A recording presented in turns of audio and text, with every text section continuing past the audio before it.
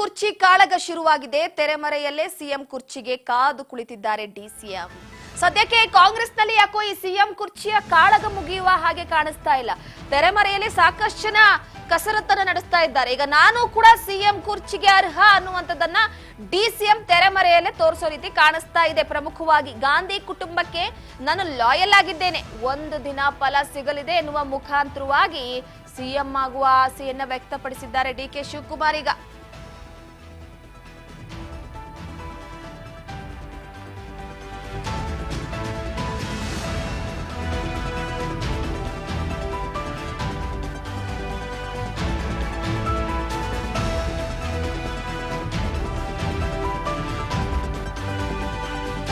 ನಾನು ಯಾವತ್ತೂ ಹೈಕಮಾಂಡ್ಗೆ ಬ್ಲಾಕ್ ಮೇಲ್ ಮಾಡಿಲ್ಲ. ನನಗೆ ನನ್ನ ಬಲ ಮತ್ತು ವೀಕ್ನೆಸ್ ಎರಡೂ ಕೂಡ ಚೆನ್ನಾಗಿ ಗೊತ್ತಿದೆ. ಆಸೆ ಇರೋದು ತಪ್ಪಲ್ಲ, ಇಲ್ಲಿ ಯಾವುದೇ ಕುರ್ಚಿ ಖಾಲಿ ಇಲ್ಲ. ಸಿಎಂ ಕುರ್ಚಿ ಖಾಲಿ ಇಲ್ಲ ಅನ್ನುವಂಥದ್ದನ್ನ ಹೊಸದಾಗೇನು ಡಿಸಿಎಂ ಹೇಳ್ತಾ ಇಲ್ಲ. ಯಾವಾಗ ಸಿಎಂ ಕುರ್ಚಿಯ ವಿಚಾರಕ್ಕೆ ಸಂಬಂಧಪಟ್ಟಂತೆ ಮಾತುಗಳು ಶುರುವಾಗಿದೆಯೋ ಆವಾಗ್ಲಿಂದಲೂ ಕೂಡ ಸಿಎಂ ಕುರ್ಚಿ ಖಾಲಿಲ್ಲ ಅಂತಾನೆ ಹೇಳ್ಕೊಂಡು ಬರ್ತಿರೋದು ಕಾಂಗ್ರೆಸ್ ನಾಯಕರು.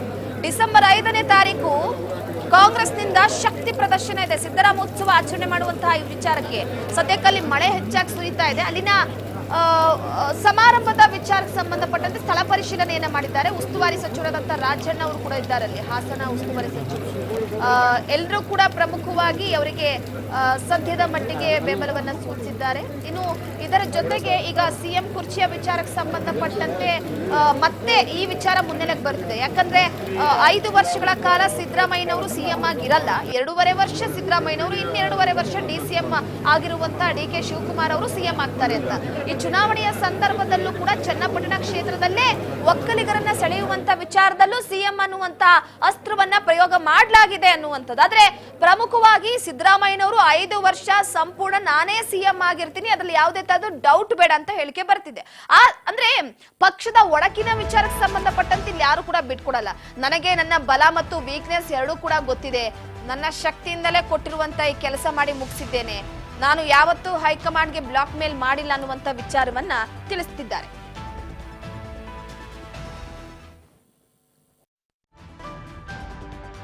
ಸಿಎಂ ಸ್ಥಾನದ ವಿಚಾರದಲ್ಲಿ ನಾವು ಕೆಲ ಒಪ್ಪಂದದ ಮೇಲಿದ್ದೇವೆ, ಅದನ್ನ ಹೇಳಲ್ಲ, ಆ ದಿನ ಬರ್ಲಿ ನೋಡೋಣ ಅಂತ. ಅಂದ್ರೆ ಒಪ್ಪಂದದ ವಿಚಾರಕ್ಕೆ ಸಂಬಂಧಪಟ್ಟಂತೆ ಇಲ್ಲಿ ಮಾತನಾಡುತ್ತಿದ್ದಾರೆ ಡಿಕೆ ಶಿವಕುಮಾರ್ ಅವರು. ಹಾಗಿದ್ರೆ ಸಿಎಂ ಸ್ಥಾನದ ವಿಚಾರದಲ್ಲಿ ಈಗಾಗಲೇ ಒಪ್ಪಂದ ಆಗಿರುವಂತದ್ದು ನಿಜಾನಾ? ಮೊದಲೇ ಸಿದ್ದರಾಮಯ್ಯನವರು 2.5 ವರ್ಷ, ಡಿಕೆ ಶಿವಕುಮಾರ್ ಅವರು 2.5 ವರ್ಷ, ಒಟ್ಟು 5 ವರ್ಷದ ಕಾಂಗ್ರೆಸ್ ಅಧಿಕಾರದ ಅವಧಿಯಲ್ಲಿ ಅಧಿಕಾರ ಹಂಚಿಕೆ ಆಗಿದೆ ಅನ್ನುವಂತ ಸುಳಿವನ್ನ ಕೊಟ್ಟಿದ್ದಾರ. ಒಪ್ಪಂದದ ಮೂಲಕ ಅಧಿಕಾರ ಹಂಚಿಕೆ ಆಗಿದೆ ಅನ್ನುವಂಥದ್ದನ್ನ ಡಿಕೆ ಶಿವಕುಮಾರ್ ಸುಳಿವನ್ನ ಕೊಟ್ಬಿಟ್ರ ಅನ್ನುವಂತ ಪ್ರಶ್ನೆ. ದಸರಾ ಸಂದರ್ಭದಲ್ಲಿ ಸಿದ್ದರಾಮಯ್ಯನವರು ಕೂಡ ವೇದಿಕೆ ಮೇಲೆ ಮಾತನಾಡುವಂತಹ ಸಂದರ್ಭದಲ್ಲಿ ಒಂದು ಹೇಳಿಕೆಯನ್ನ ಕೂಡ ಕೊಟ್ಟಿದ್ರು. ಆ ಹೇಳಿಕೆ ಆದ ನಂತರ ಎಲ್ಲೋ ಒಂದು ಕಡೆ 2 ವರ್ಷಗಳ ಕಾಲ ಇದೇ ರೀತಿ ಅಭಿವೃದ್ಧಿ ಕೆಲಸ ಕಾರ್ಯಗಳನ್ನ ಮಾಡ್ಕೊಂಡು ಹೋಗೋಣ ಅಂತ. ಆ 2 ವರ್ಷ ಅಷ್ಟೇನಾ ಸಿದ್ದರಾಮಯ್ಯನವರು ಹಾಗಿದ್ರೆ ಅಧಿಕಾರದಲ್ಲಿ ಇರ್ತಾರೆ, ಇನ್ನು 2.5 ವರ್ಷ ಯಾರಾಗ್ತಾರೆ ಅನ್ನುವಂಥದ್ದು. ಆ ಸಂದರ್ಭದಲ್ಲೇ ನೋಡಿ ಸಿಎಂ ಕುರ್ಚಿ ಕಾಳಗ. ಮುಡಾ ವಿಚಾರಕ್ಕೆ ಸಂಬಂಧಪಟ್ಟಂತೆ ಇನ್ನೇನು ಸಿದ್ದರಾಮಯ್ಯನವರು ರಾಜೀನಾಮೆ ಕೊಡ್ತಾರೆ, ಸಿದ್ದರಾಮಯ್ಯನವರ ಕುರ್ಚಿ ಮುರಿದೋಗ್ಬಿಟ್ಟಿದೆ, ಸಿದ್ದರಾಮಯ್ಯನವರು ಇಳಿದು ಬಿಡ್ತಾರೆ ಅನ್ನುವಂತ ಮಾತುಗಳೇ ಕೇಳಿ ಬರ್ತಾ ಇತ್ತು. ಆದರೆ ಪ್ರಮುಖವಾಗಿ ಸಿದ್ದರಾಮಯ್ಯನವರು ಕಾಂಗ್ರೆಸ್ ನಾಯಕರು ತಮ್ಮ ಪಕ್ಷದಲ್ಲಿನ ಕುರ್ಚಿ ಆಸೆ, ತಮ್ಮ ಪಕ್ಷದಲ್ಲಿನ ಒಡಕದ ಎಲ್ಲೂ ಕೂಡ ಬಿಟ್ಕೊಟ್ಟಿಲ್ಲ. ಇಲ್ಲಿ ಸಿಎಂ ಕುರ್ಚಿ ಖಾಲಿ ಇಲ್ಲ ಅನ್ನುವಂತ ಹೇಳಿಕೆಯನ್ನೇ ಕೊಡ್ಕೊಂಡು ಬರ್ತಿದ್ರು. ಆದ್ರೆ ಈಗ ನಾನು ಯಾವತ್ತೂ ಹೈಕಮಾಂಡ್ಗೆ ದ್ರೋಹ ಮಾಡಿಲ್ಲ, ಹೈಕಮಾಂಡ್ಗೆ ಲಾಯಲ್ ಆಗಿದ್ದೀನಿ, ಯಾವತ್ತೂ ಹೈಕಮಾಂಡ್ ವಿರುದ್ಧ ಹೋಗಲ್ಲ, ಸಿಎಂ ಸ್ಥಾನದ ವಿಚಾರದಲ್ಲಿ ನಾವು ಕೆಲ ಒಪ್ಪಂದದ ಮೇಲಿದ್ದೇವೆ, ಅದನ್ನ ಹೇಳಲ್ಲ, ಆ ದಿನ ಬಂದ ನಂತರ ನಾನು ಹೇಳ್ತೀನಿ. ಹಾಗಿದ್ರೆ ಡಿಕೆ ಶಿವಕುಮಾರ್ ಅವರ ಈ ಹೇಳಿಕೆಯ ಹಿಂದಿನ ಮರ್ಮ ಏನು? ಹಾಗಾದ್ರೆ ಒಪ್ಪಂದದ ವಿಚಾರಕ್ಕೆ ಸಂಬಂಧಪಟ್ಟಂತೆ ಅಧಿಕಾರ ಹಂಚಿಕೆ ಆಗಿದೆಯಾ ಅನ್ನುವಂತ ಒಂದು ಪ್ರಶ್ನೆ ಸದ್ಯ ಕಾಡ್ತಾ ಹೋಗುತ್ತೆ. ಸೊ ಪ್ರಮುಖವಾಗಿ ಏನೇ ಆದ್ರೂ ಕೂಡ ಒಂದು ರಾಜ್ಯದಲ್ಲಿ ಯಾವುದೇ ನಿರ್ಧಾರವನ್ನ ತೆಗೆದುಕೊಳ್ಬೇಕು ಅಂದ್ರೆ ಹೈಕಮಾಂಡ್ ಒಪ್ಪಿಗೆ ಬೇಕು. ರಾಜ್ಯದಲ್ಲಿ ಸಿಎಂ ಸ್ಥಾನ ಬದಲಾವಣೆ ಆಗಬೇಕು ಅಂದ್ರೂ ಕೂಡ ಹೈಕಮಾಂಡ್ ಒಪ್ಪಿಗೆ ಬೇಕು. ರಾಜ್ಯದಲ್ಲಿ ಚುನಾವಣೆ ವಿಚಾರವಾಗಿ ಟಿಕೆಟ್ ಹಂಚಿಕೆ ವಿಚಾರವಾಗಿ ಕೂಡ ಹೈಕಮಾಂಡ್ ಒಪ್ಪಿಗೆ ಬೇಕು. ಸೊ ಸಿಎಂ ಹಾಗೆ ಡಿಸಿಎಂ ಇಬ್ರು ಕೂಡ ಪ್ರತಿ ಬಾರಿಯೂ ಹೈಕಮಾಂಡ್ ನಾಯಕರನ್ನ ಭೇಟಿಯಾಡ್ತಾರೆ, ಕೆಲವೊಂದಿಷ್ಟು ಪಕ್ಷದ ವಿಚಾರಕ್ಕೆ ಸಂಬಂಧಪಟ್ಟಂತೆ ಮಾತುಕತೆ ಆಗ್ತಾರೆ. ಆದರೆ ಈಗ ತೆರೆಮರೆಯಲ್ಲೇ ಒಂದು ಹೆಜ್ಜೆ ಡಿಸಿಎಂ ಮುಂದೆನೇ ಹೋಗ್ಬಿಟ್ಟಿದ್ದಾರೆ.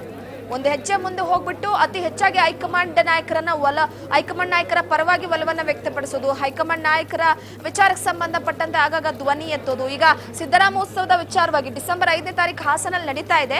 ಈ ವಿಚಾರದ ಉಸ್ತುವಾರಿಕೆಯನ್ನು ಕೂಡ ಡಿ.ಕೆ. ಶಿವಕುಮಾರ್ ವಹಿಸಿಕೊಂಡು ಇದು ವ್ಯಕ್ತಿಯ ಪರವಾದಂತಹ ಕಾರ್ಯಕ್ರಮ ಅಲ್ಲ, ಇದು ಪಕ್ಷದ ಪರವಾಗಿರುವಂತಹ ಕಾರ್ಯಕ್ರಮ ಎನ್ನುವ ಮುಖಾಂತರವಾಗಿ ಎಲ್ಲದೂ ಕೂಡ ಬದಲಾವಣೆ ಆಗಿದ್ದಾರೆ.